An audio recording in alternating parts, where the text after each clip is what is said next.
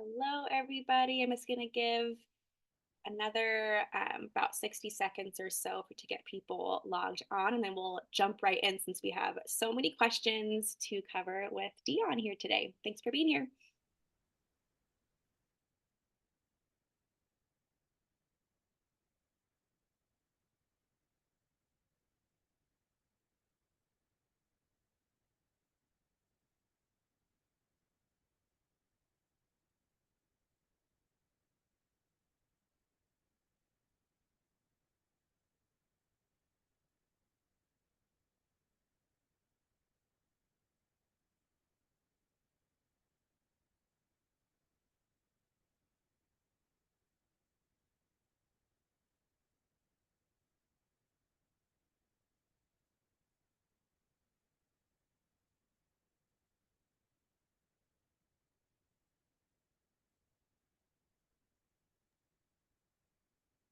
All right, so we're going to go ahead and get started. My name is Carissa. I am the operations manager with Hearts Connected. And we also have Dee Dee here, who is the founder of Hearts Connected. And she's just going to do a brief little intro about Hearts Connected and also introduce our amazing panelist, Nurse Deon, here today. Good morning, good afternoon, everyone. If you have not met me before, I am Dee Dee Fritsch. I am the founder and president of Hearts Connected. My guess is that most of you have come to one of our sessions before, or at least listened to a recording, but in case you have not, or you need a refresher, we are a child life company providing virtual services to parents and children throughout the United States and Canada. We also are working with pediatricians, organizations. We support child life specialists with webinars such as this. We have an affiliate network, and we also have a student program. So very, very excited to have all of you here today. I think this is a fun webinar this time. I think based off of what Carissa has shared with y'all and the questions we have gathered, I think you understand how it's going to work today. So we have Deon Huffman, who I'm going to tell you about how awesome he is, but we have questions and he's going to answer them live. And then I'm going to monitor a QA section as well. So hopefully if we've got some time at the end, I will take any live questions, or we will figure out how to manage those questions post this webinar. So without further ado, let me introduce to you Nurse Deon. And I'm so excited because if y'all don't know, I am a nurse as well. And I'm a pediatric nurse and also have been an ED nurse for a very long time. So Deon is a pediatric nurse and a child life advocate. He was born and raised in Tampa, Florida. And for most of his life, he worked with children in environments like rec centers and YMCAs. In 2010, he became a certified nursing assistant, where he saw the impact we all have on everyone we come across in healthcare settings.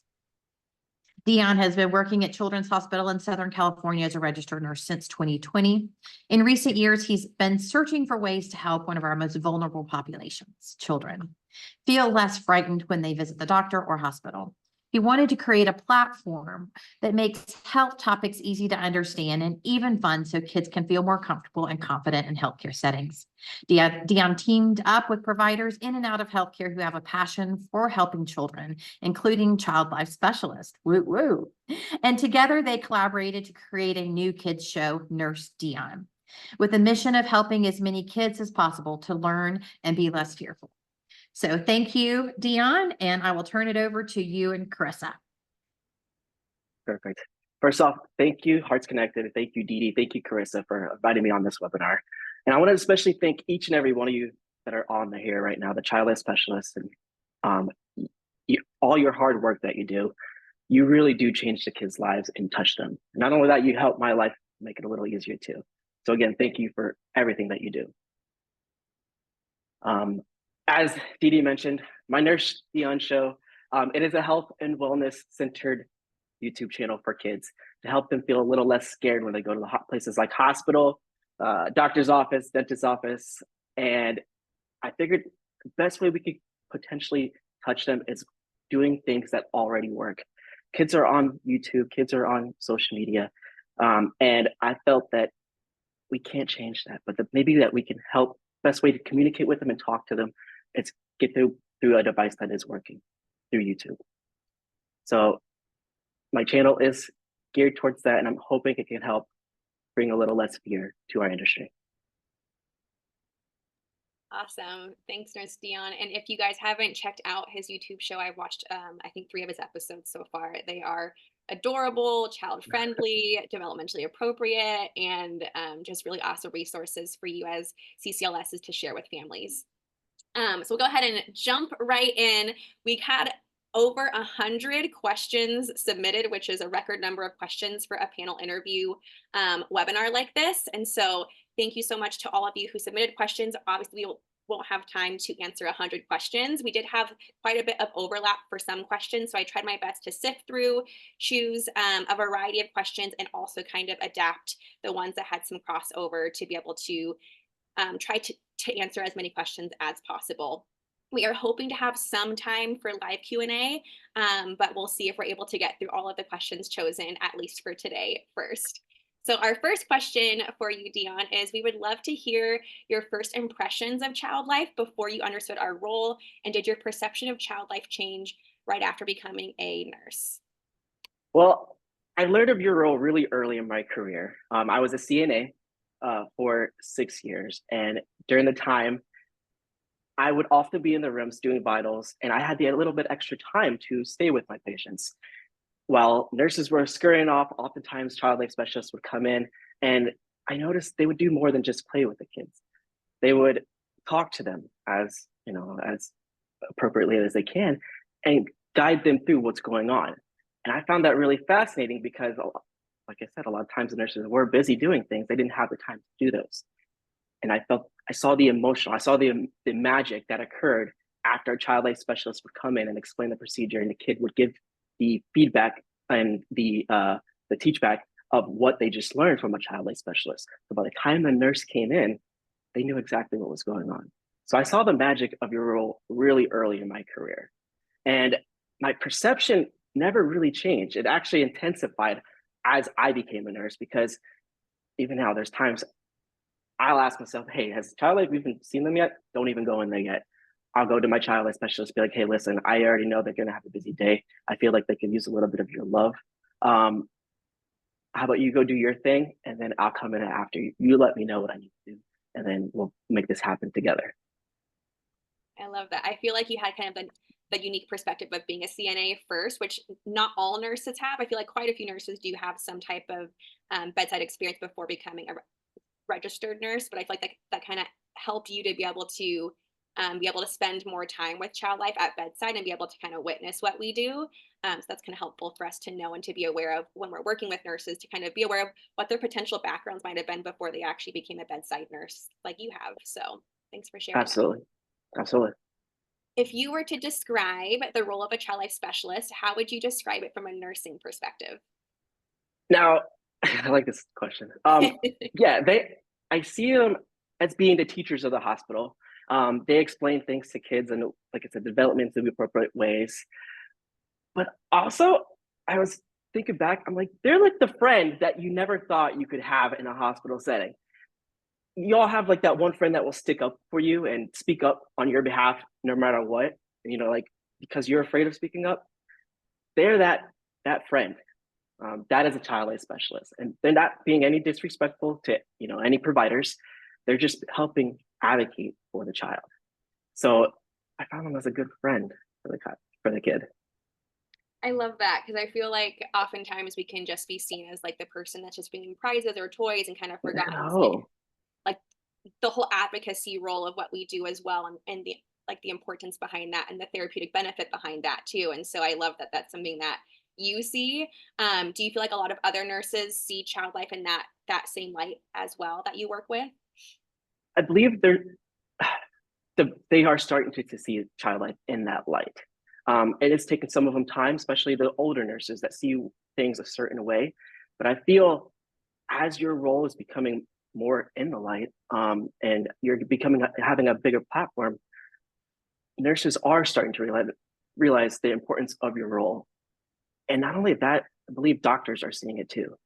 So I think we're going to see a shift in the culture over the next few years, and all providers are going to see the importance of child life specialists. Yeah, no, I sure hope so too. They will.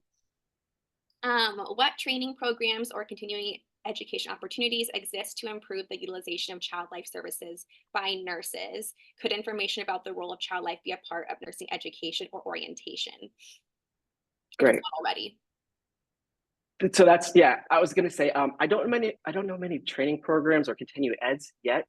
There might be some out there, but from my experience, I do know child life is actually being a part of the orientation and onboarding process for a lot of new hires.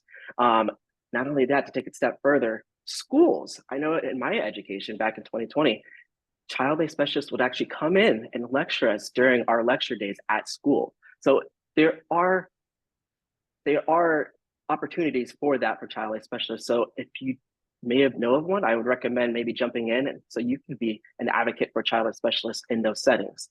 I think during the time of nursing school is the best time for a child life specialist and nurses to begin that collaboration, that relationship, building that relationship.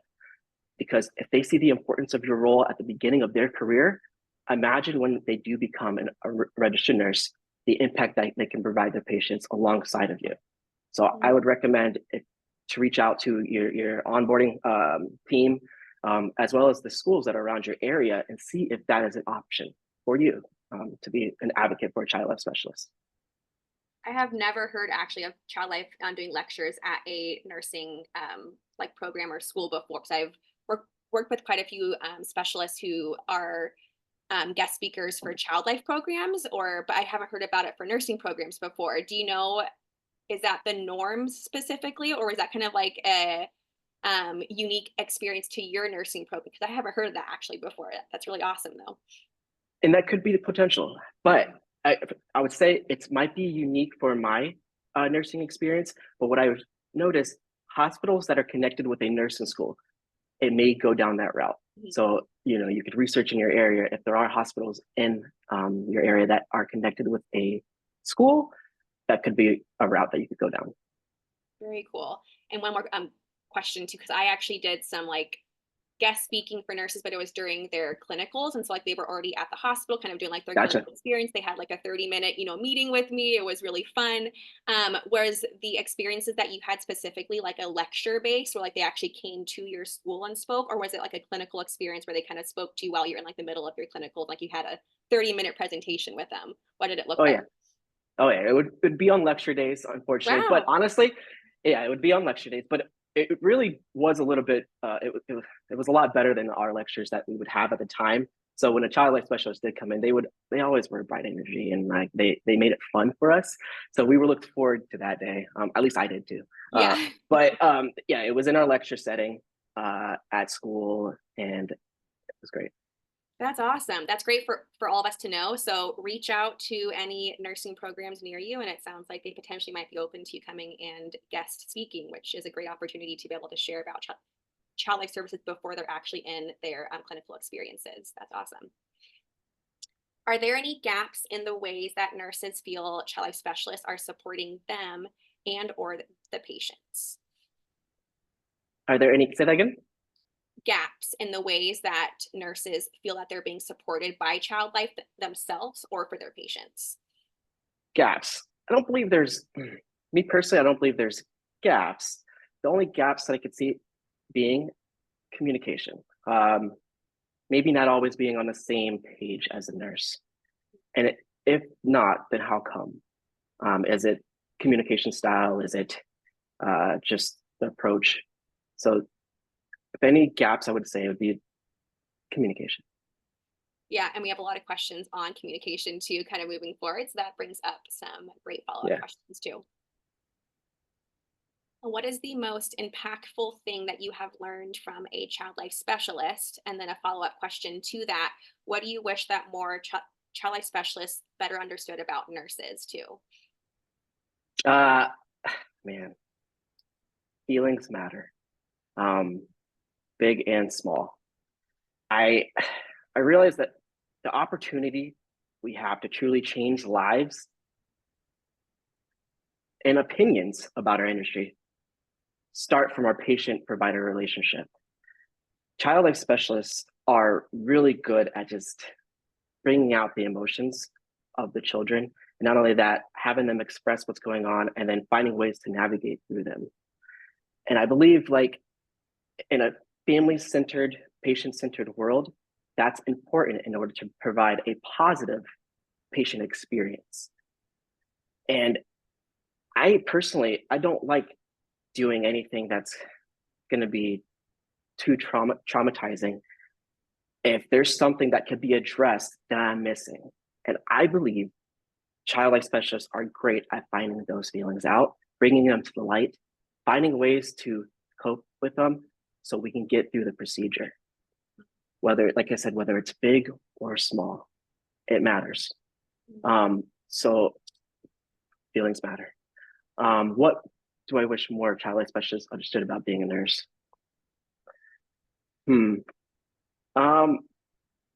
We all mean well. We do. We get caught up in our world. We are task-oriented individuals, as many of you know. Sometimes we just get fixed in our ways. And especially if you go to different departments, whether it's the ER nurse, whether it's an ICU nurse, med surg, or outpatient, we all have different approaches. But majority of us do have good intentions and want to do good in our actions. We are human, and we may not always be present to see what's going on with the child. So understand and have, I guess you could say, empathy, which you guys do, and understand that we don't want to cause any more trauma, and we understand what we're doing is causing trauma at times, but we don't want that, and that we do mean well. I think you bring up a really good point that I think we do forget that nurses are very task oriented. And not to say that child life specialists are not, but a lot of our work is more, we have a task list, we have, patients to see and things to do. But once we're actually seeing the patient, a lot of what we do is super open-ended and we kind of let the patient lead. Whereas nurses are the ones leading constantly. They have their med list, they have their timed, things to be able to get done, the procedures. And so just the mindset of what your mindset is going into a patient room versus what ours is very different. And we might, have similar type A personalities or task oriented workflows, but when we actually walk into the patient room, what we're doing and how we're approaching can be very, very different. So I think that's a really good point to make. Absolutely. What are some concerns or hesitations from nurses that inhibit them from collaborating with child life or procedures? And what do you feel are the challenges when it comes to referring to child life? Good. Kirsten, you kind of touched base a little bit on your answer last time, but nurses often feel the pressure of the multiple responsibilities that are going on. Depending on your state, you have patient loads, our ratios are a little off sometimes. And that can cause us to kind of be hesitant at times on who we reach out to. And I'd say that, child, do I have time to do this? Do I have time to have a child life specialist come to this child and talk to them about what's going on? Do I have time for this? Do I have, not only that, it's their workflow. If I think we could go back, I'm going to touch back on this later, but they have a really time sensitive workflow. So if they're not constantly thinking about what's going on for that child, sometimes they may not have time to advocate or to advocate for them by providing a child life specialist for them. So with that, I can say have a mutual understanding of nurses and understand their workflow a little bit so that we can come together. So it doesn't feel like a burden, more or less, of us trying to, reach out to you, collaborate with you, or put a referral out for you. From your super honest point of view, does calling child life feel like it adds more time or saves you time? And I know it can vary depending on the patient response, but from the majority of your experiences, do you feel like it adds more time or saves you more time? For me personally, it's worth the time that I'm waiting for. Right now, I work in a department where timing is everything. I work in alongside the anesthesiologist, where they are ready to go now.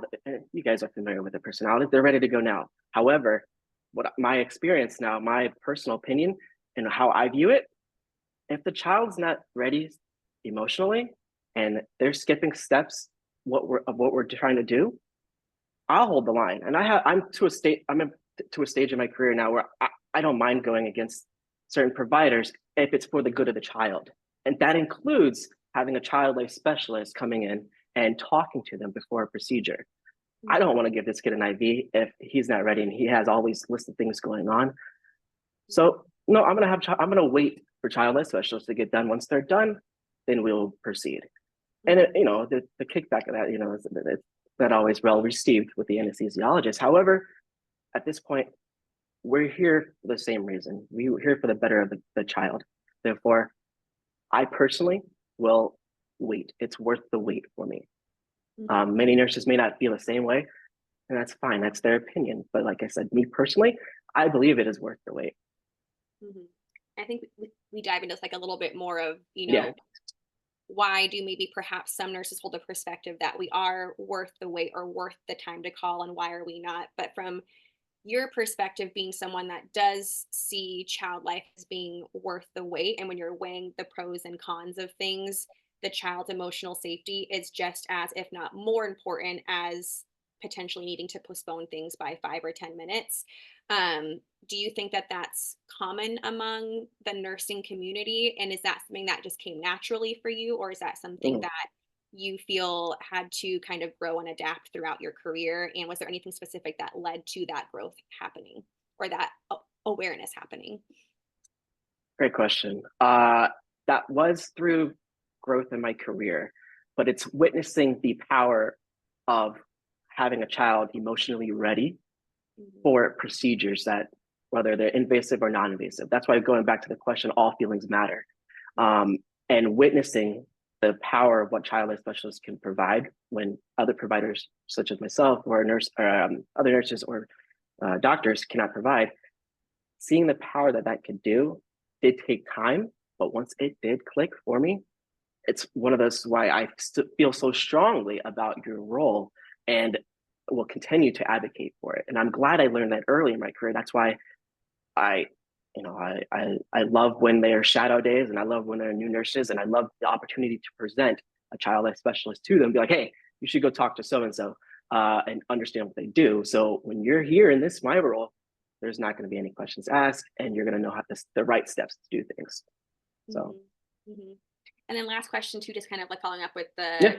benefit of time being wasted or lost when you have to call child life because of waiting for them, or whatever might be happening that causes you to have to potentially postpone something or have your timeline be affected. In the majority of cases, from your perspective medically, does calling child life cause any significant harm to the child? Because I think from our perspective, we're always like, if by waiting 5 or 10 minutes is not causing harm to the child or to the team as a whole, like significantly, then why can't we all just make note that it's important to see that the emotional safety of the child is just as important as waiting 5 or 10 minutes? And so kind of from your experience, do you feel like, have there been many times when you were like, oh, thank goodness we didn't call child life because like we had to get this done within these 2 or 3 minutes? Or do you feel like the majority of time it's pretty much always worth it, and it's usually not going to cause any harm to the child or to like the actual team itself and their functioning? It's always worth it. Yeah. It's always worth it. I why rush things? Life happens fast enough, and to these kids, we have that opportunity to really truly impact their lives for the good. I believe we may talk about this later too, but it's like there's so much fear associated with our industry. It doesn't need to be. So this is our opportunity to help change the tone, change the feelings that kids can have from right now. They're adults that will come in. Oh, well, I hate this, I hate that. Well, why do you? You want to talk more about that? But it's because they didn't have child life specialists there to help talk through their emotions while they're in those environments. They're traumatic environments. We get that. They don't have to be as bad. Have the right tools, the right resources. Talk to a child life specialist while you're there. That's why it's worth it. it's worth it. We all need you in like our pocket to like like pull out and talk to other nurses when we're having trouble Oh advocating no. for things like, here's what another nurse has to say about why it's worth it. Listen, no, I need you guys in my pocket. You know how many times I need child life a day? Shoot, we all need child life. Yes, yeah. All right. Any advice on how to work with new nurses? You also mentioned veteran nurses or travel nurses, nurses that might not be familiar with child life. How can we engage nurses who have, you know, always done things this way or only see child life for the purpose of toys, prizes, or an iPad? Um, it is difficult, and I could see that there's frustration with that, especially with maybe some new nurses or the veteran nurses more specifically. I think reiterating your role and the importance of why you are there. Mhm. Just keep telling them, be in their face. And maybe I'm hoping for new nurses, have pull them aside, be like, hey, my name is so and so. My name is Carissa. I'm a child life specialist. This is what I do. I want you to come along with me for a couple patients so I can just show you. Like we talked about this, nurses are often performing tasks, so they kind of forget the psychological effects of our industry has on patients, and it's often associated with trauma. So historically, things have been done X, Y, Z. However, they don't always need to be, and we have an opportunity, like I said before, to set the tone, a new avenue of our industry, if you allow me to. Mhm. So I think having that conversation with them and just reiterating things to them of your role and why you're there will really help and be beneficial for those child life specialists. And is there a specific statement that you have found is more effective on how we state what our role is to be more convincing or to show more of an evidentiary reason of why we should be there?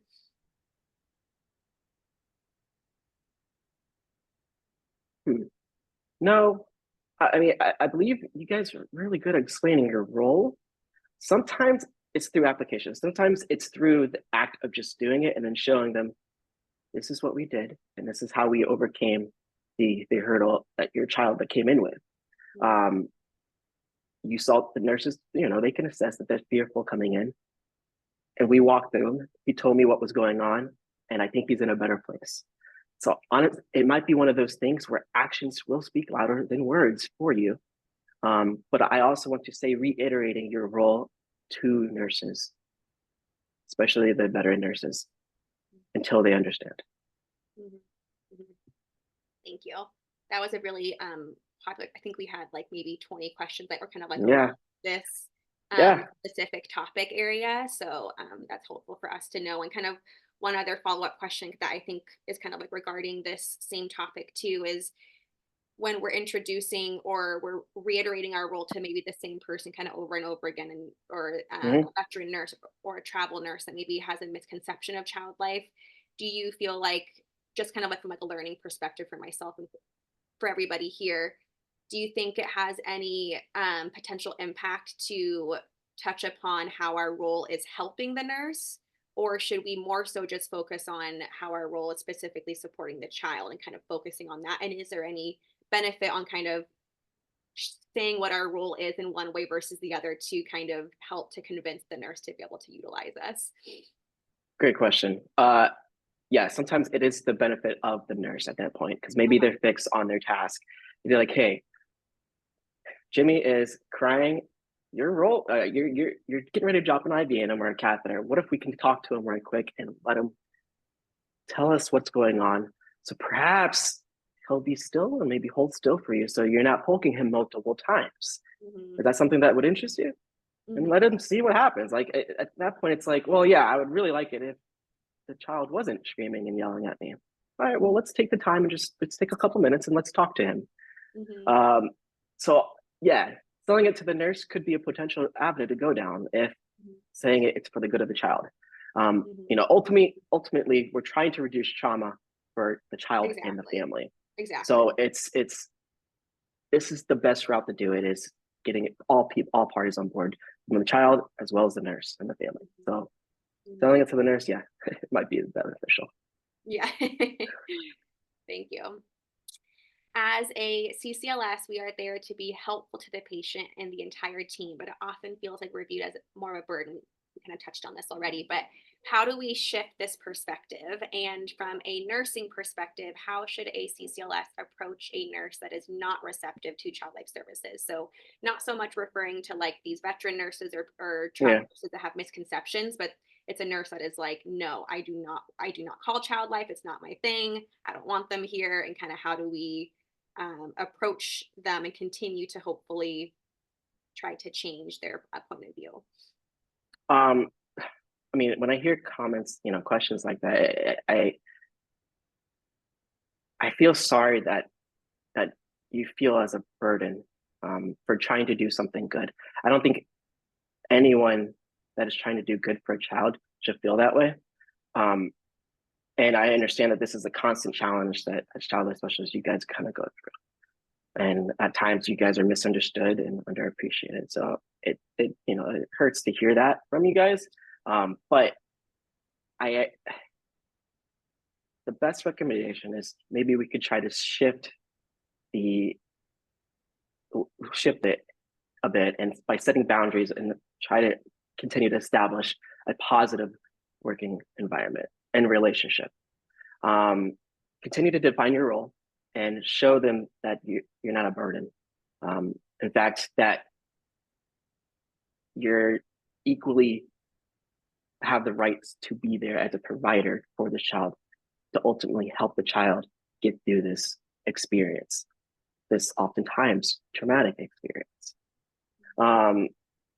There are still going to be those outliers, those nurses that are too fixed in their ways, but I don't want that to eat at you too much. Some people just are very difficult and stubborn. That's how they are. But you still have the right to be there, and you still have the power to help save so many lives. Don't let them dim your light. And I know that can be difficult at times because words matter and body language matters. And if so and so the nurse is just not giving you the time of day, that could be hurtful because you're there for a good reason, but they're not letting you do your job that you're there for. You care. So continue to push, continue to give that resistance to those people, in a most professional manner, of course. Yeah. Yeah, it's a hard one. And it's definitely something that I think, this question was asked quite a few times as well, kind of in a similar fashion for this topic. And thanks for just acknowledging that it is tough to be in a field where we do oftentimes have this feeling of being a burden or having to constantly advocate for ourselves or defend ourselves when we are having the same goal in mind, like you were saying, of supporting a child and making sure that they are safe in all capacities and in all different ways. And so thanks for just acknowledging that. And I think we all wish that there was like a magic wand that a nurse could tell us of how we can make a nurse who is not receptive to our services to just be receptive. But I think you bring up a good point and just like a good just reminder of us as humans that we're not going to get along with everybody. Not all people will have the same perspective of things, and that's just the unfortunate reality, whether it's in healthcare or in our personal lives. There are just certain people and personalities or working styles that are just not going to be compatible. And that doesn't mean that we have to stop serving the patient or the child. It just means that it's just a difficult part of being a person and being a human and dealing with different personality types and different types of people in the workplace. And that reminder to just continuing to push past the awkwardness and the resistance and still seeing that kid, even if the nurse isn't, open to it, and just pushing past that and just understanding it's just kind of a part of life that we're not, all going to get along 100% of the time. It's just kind of how it is. But how can we still put forth and step forward in our main goal of supporting that child? So thanks for like your honesty, because I think we all wish that there was a magic wand thing that we could do to fix Absolutely. this situation, because it is hard. But I think you bring a good point that it's just kind of the way things are too, unfortunately. It is. And you became a child life specialist for a reason. It's to help the kids. And don't lose track of that, no matter what providers may tell you, like negative comments, of course, or that feeling that you may have. Your role, you truly save lives, you impact lives, you've changed my life. Just being a provider, the kids need you. The kids need you more than ever, especially right now. So don't lose track of why you became a child life specialist, and don't let others, like I said, dim your light. Thanks. Kind of a similar question, but more so for a nurse that maybe we've worked with many times and we just happen to have some pushback or a difference of opinion that utilize child life. How can we respectfully advocate for a patient when we have a differing opinion? And how can we specifically advocate for a certain practice like one voice or non-pharmacological techniques, or even terminating a procedure itself or pausing a procedure? Focusing in on the shared goals, the mutual goal of the patient's safety and comfort. I think a lot of times that would help. For example, go to the nurse, say, hey, we both want what's best for Jimmy. So I'd love to discuss some ideas that would make it easier for the patient as well as us to provide this care. And then see how that will go. The goal of everything needs to be patient-centered, obviously the patient-centered language. So suggesting ways to prioritize their physical and psychological state or well-being should be the focus. And having that conversation with the nurses, if you could find a ways to formulate your conversations with them in that direction, nurses will understand that. And that's evidence, even providing evidence-based data. It's showing, hey, based on this study, we saw that providing distractions such as Buzzy Bee or Freezy Spray, or maybe doing a comfort hold rather than wrapping the child or bundling the child, actually performs better for the child and it reduces trauma. And if it's safe enough, they'll be like, okay, yeah, there's been times that I've been not convinced, but I've told, hey, Deon, I really think this patient would do much better if we just do like a chest to chest rather than the historical way of you guys doing things. I'm like, I'll do a quick assessment, be like, hey, you're right. And sure enough, it's right. So it's the practice of just continue to advocate, being present, advocating for the child of this. I think we should really try this route based on my assessment, and having the nurse evaluate and go do it. It may take some time, like I said, with some of those more stubborn nurses, but going back to my question, I still believe our culture is going to change. So with you consistently being present and being there and continue to advocate, the opinion of what nurses feel of, not always wanting to consult child life will change. And you brought up a good point of sharing what our assessment is, which kind of made me think of how oftentimes many nurses will also assess the psychological or emotional state from their point of view of how a patient is coping and how they think a patient potentially will do in a procedure. And so oftentimes I've had this experience too, where I have a suggestion on what I think would work, and the nurse is like, well, from my point of view and how I see them coping, I see this working, but it's completely opposite of what my plan is, even though that's my, specialty and my background.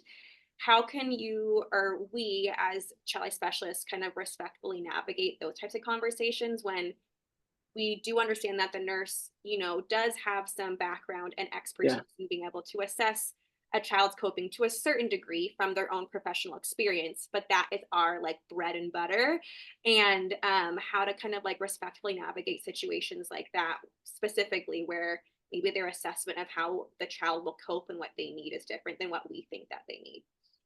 Great question. Honestly, I think it's being straightforward. I'm concerned that this approach is increasing the child's anxiety, the child's state of being. It's also causing the parent to feel a certain kind of way. Could we try a different technique that may feel them more comfortable, may make the child feel more comfortable as well as the parent? I think being direct in those kind of cases is tremendously beneficial. Mm-hmm. Yeah, definitely. Thank you. I think sometimes as healthcare providers too, we forget the trauma, like kind of what we talked about earlier, the trauma that parents and family members go through, and any previous experiences that they may have. Mm-hmm. So with that, if we can try to resolve those issues before doing any invasive procedures or non-invasive procedures, it would help the child in the future. Mm-hmm. So when a nurse can realize, hey, they're having a hard time every time. Well, why are they having a hard time every time they come into the hospital? Oh, they're always like that. Well, why are they always like that? Well, I don't know. Okay, well, how come we just don't take the time to talk to them and acknowledge their feelings and go through that conversation with them? Well, I don't know how to do that.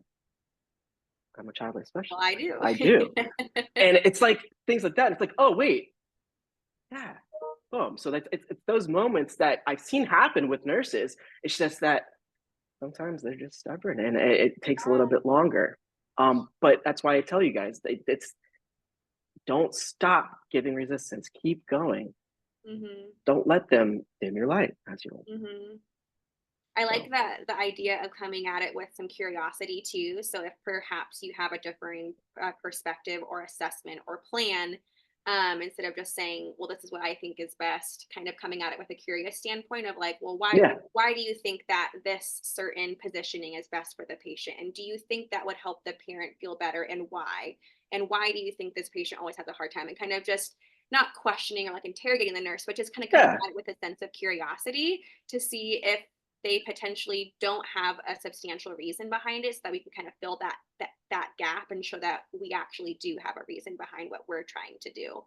So And then when you do that approach. and then when you do, like you said, Krista, when you do ask the why, or when you're given that resist, but come up with a solution. Well, what if we try this? And be like, okay, well, why not? I've never tried that before. And then when it works, sometimes you don't even have to say anything. It's just proof is in the pudding. It's like, huh, told you.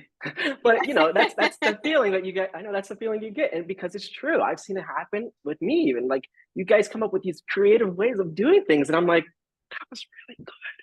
And but after the debrief process, we'll do that. But not in front of the patient. Yeah. But yeah, we have those moments. We're just like, oh, did that work? And like, yeah. And they're like, I told you. I'm like, all right, cool. But you'll have those moments as you go through your career. Mm-hmm, mm-hmm, yeah, definitely. How do you, as a nurse, encourage other nurses to utilize child life, and what has worked or what hasn't worked? Is there any specific nursing terminology that we could use as CCLSs to convince non-believers of the importance of child life?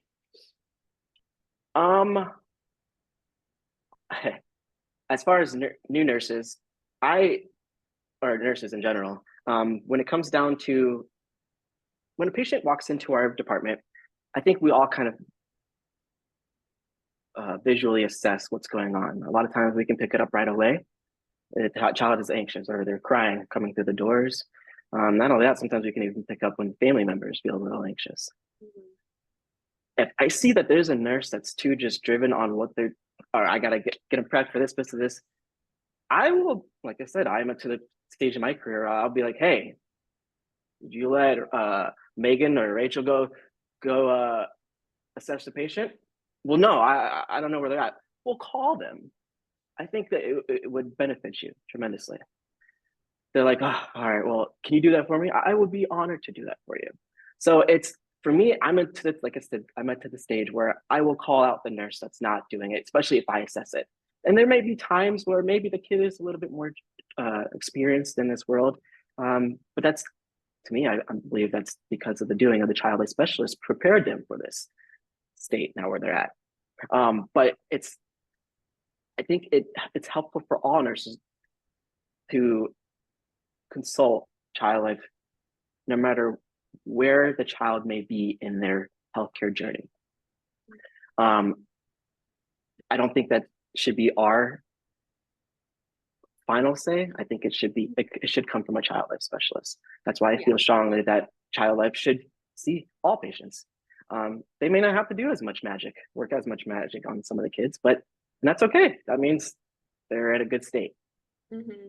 But me Yeah. personally, I will call it out if need be, that a child life specialist needs to be present for this child because it's not looking good. And I have crossed the boundary. Like I said, I'm at that stage in my career. I have stepped on other nurses' toes, but in the goal of that is to help the child at the end of the day. And I'm a firm believer and I'm passionate about that. So I have no problem doing that. Mm-hmm.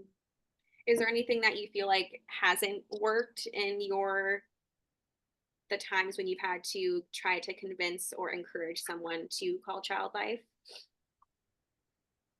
Has not worked. Is there I anything think specific that you've said or, done where the person's like, no, it's not needed, or why would I call them for that? Or like you try to kind of explain it to them and they just don't seem to grasp it. Is there any kind of specific moment that you can think of? Because that helps us to know potential language to not use maybe with a nurse as well. Yeah, it kind of goes with the terminology. I don't have an exact answer for that, unfortunately. I'm sorry. But there has been times where yes, I may have lost that battle of getting a child life specialist, and honestly, it's due to time. Yeah. And it's go back to time. And now, could it be time management on our half? Maybe, but honestly, sometimes our industry it's a hurry up and wait. And at that point too, everything's moving very very quickly. I don't have any terminology that does work, but it is one of those obstacles that we will continuously kind of go over. Yeah, definitely. How can a new CCLS build rapport with nurses? What are some key factors in maintaining an exceptional working relationship with nursing? Take time to get to know one another.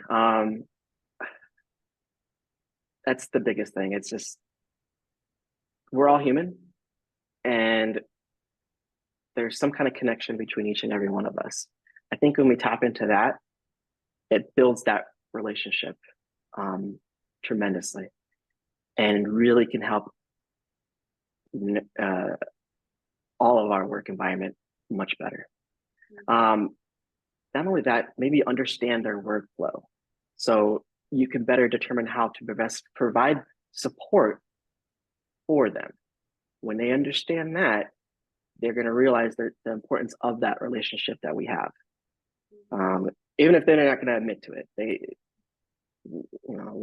they need child life too. Like I said, we all need child life, but we're all human. So that's why I want you to remember to just connect with one another, communicate with one another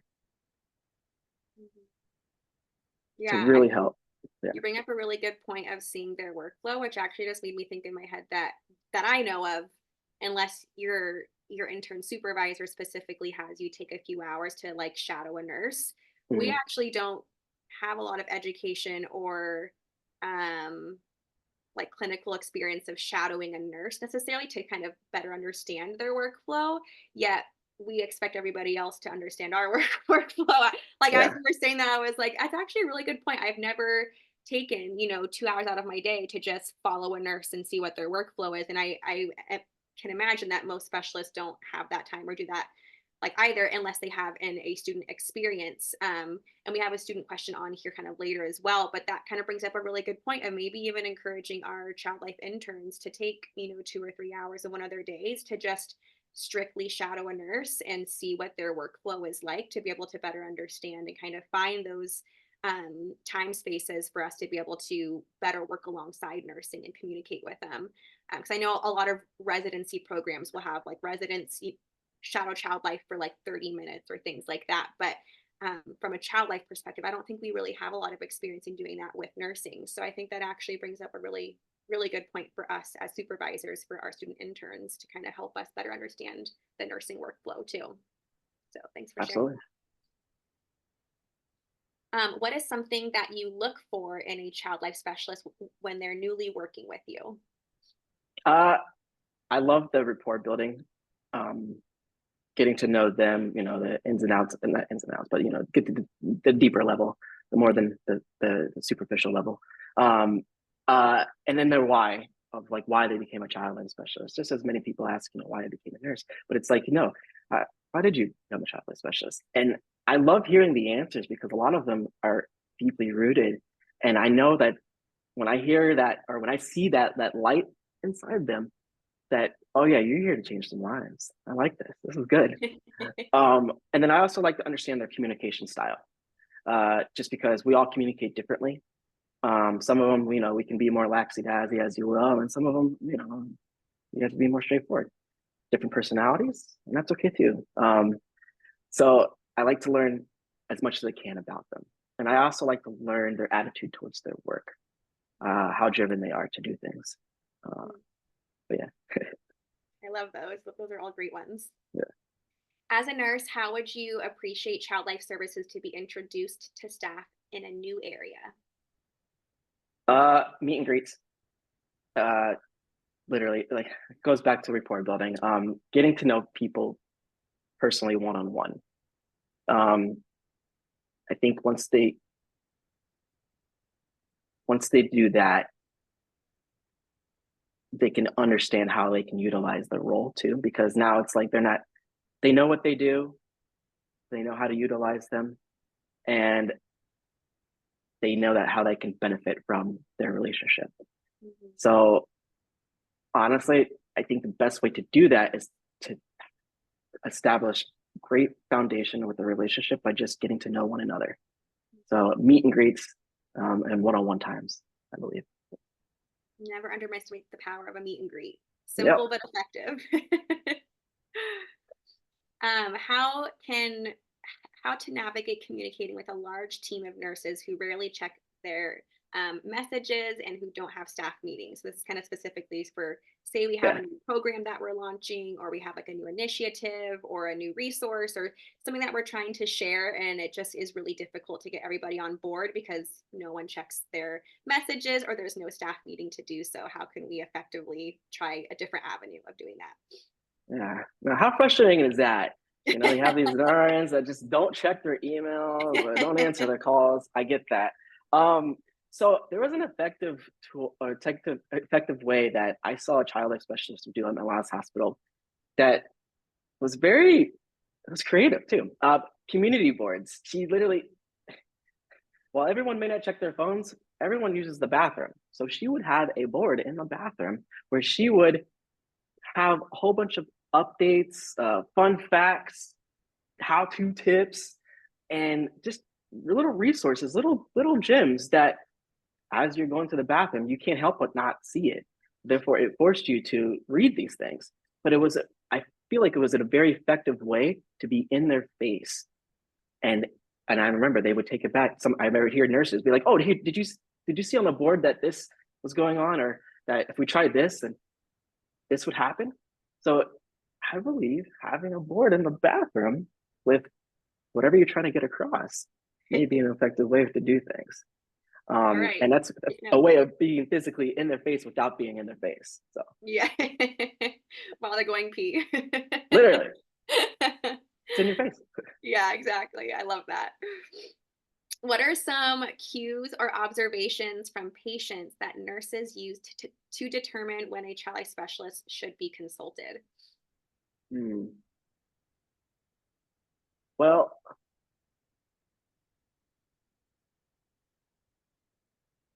I kind of touched on this earlier too, but just the physical or the assessment of when we see them, like coming in through the doors. Honestly, like I said, I believe all patients should see child life specialists, regardless of any physical assessment that I may see, because we're good at hiding our feelings too. A child can do that as well. So, man, there may not be anything physical that we can see. They're going to probably be those patients that are already well established, and like I said earlier, like you may have worked with them for many, many, many years. They may not need you, but I still believe that we don't know what's going on through their mind at this stage, especially the kids with are certain populations that have been there for a long time. That they're continuously going through things. that they don't feel comfortable telling you as a nurse. So child life specialists, like I said, they're there to help be that friend that can just address it. So while this treatment might be, doing the physical task, doing the physical, placing an IV may be fine for them, but have we addressed their emotional state currently? No, as nurses, we may not always do that. Child life specialists are really good at that. That's why I think, again, a blanket answer, I believe no matter what we may think our assessment findings, I believe that child life specialists should see all patients coming through. Yes, and we need more of us to be able to do so. Yeah, Right? facts. That's facts. And then when do nurses feel like child life has stepped out of their lane? And then due to time purposes, there's like a really good question too that is kind Yeah. of similar to this. And did you ever have a bad experience with child life? And be honest. Okay, perfect. I don't stepping out of lane. I think there may have been misunderstandings at times. Maybe a family request or a certain boundary that wasn't clearly defined between a child life specialist and a nurse. But I think that stems truthfully all around communication. So no, my answer would be no. I don't believe child life specialists step out of their lane. I believe that sometimes people just don't communicate well. Therefore, we're not always seeing eye to eye. And then maybe taking a moment to just take a moment away from the patient and with that nurse and just be like, hey, this is where I'm at. This is my assessment finding. What are yours? How can we collaborate to get the results that we want out of this? And honestly, there's times I've seen child life specialists even go out of their scope to help nurses, and if anything, they're stepping in the lane, but they're driving right alongside of us, and it's very helpful. So I'm thankful for that. And has there ever been a time when you had a negative experience with child life, or is there anything about child life? I think the question was like, is there anything about child life that is annoying or something like that? And to be honest about it. Annoying. Accessibility, honestly. What annoys me the most is not having you here or there when I need you. That's honestly, that would be probably the most annoying thing. And I know we're working on that, and just not having you present with me when I need you the most. And do better. How can you do better?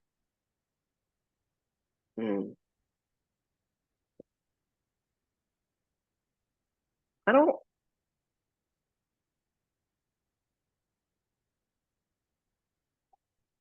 don't think you do better. You're all there for the right reasons. You're perfect as you are. What I love about each and every one of you, the child life specialists, is that you have different personalities and different lights that, I guess going back to the question, when I find out, when I meet a new child life specialist, I like to see what they're good at. Like what really shines. There's some child life specialists that are really good at this or really passionate about this. And then what I like to sometimes do is line you up with those patients that could use a little bit of your own light.